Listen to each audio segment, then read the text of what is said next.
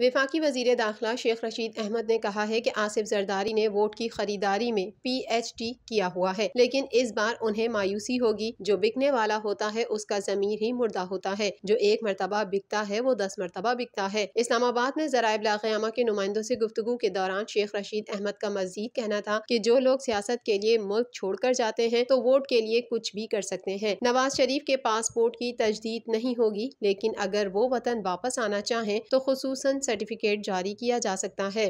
نواز شریف کو پاکستان آنے سے نہیں روکا جا رہا، ان کے پاسپورٹ کے ڈاکومنٹ جو ہیں وہ رینیول شپ آج رات 12 بجے ختم ہو رہی ہے اور ان کو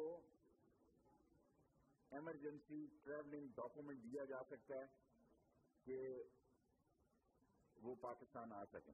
انہوں نے مزید کہا کہ 20 اگست 2018 سے نواز شریف اور مریم نواز کا نام ای سی ایل میں ہے۔ جن کے نام ای سی ایل میں ہوں ان کو نہ تو پاسپورٹ جاری کیا جاتا ہے اور نہ ہی ان کے پاسپورٹ کی تجدید ہوتی ہے۔ مریم نواز نے سرجری کی بات کی ہے، اگر وہ درخواست نہیں کرنا چاہتی تو نہ کریں، اچھی بات ہے۔ مریم صاحبہ نے سرجری کی بات کی ہے اور ساتھ یہ بھی کہا ہے کہ وہ اس کی درخواست نہیں کرنا چاہیں گی، تو اچھی بات ہے۔ ہم کسی نے درخواست نہ کی ہے نہ ہم نے درخواست مانگی ہے، یہ تو اپلیکینٹ پہ اگر وہ نہیں دینا چاہتا تو یہ اس کا اپنا ہے، ویسے وہ بھی ای سی ایل پہ ہیں۔ شیخ رشید کا یہ بھی کہنا تھا کہ مولانا فضل الرحمان سمیت وہ لوگ جو پہلے اسمبلیوں پر لعنت بھیجتے تھے وہ آج انہی سے ووٹ مانگ رہے ہیں۔ وہ لوگ جو سارے نظام کو تباہ کرنا چاہتے ہیں، یہ ان کی بہت بڑی شکست ہے۔ 3 مارچ کے بعد رمضان المبارک قریب ہے، پی ٹی ایم نے اتنے فیصلے بدلے ہیں، اسی طرح لانگ مارچ کا فیصلہ بھی رمضان المبارک کے بعد کر لیں۔ جس طرح الیکشن کمیشن کے سامنے دھرنے کی اجازت دی، آئندہ بھی دیں گے۔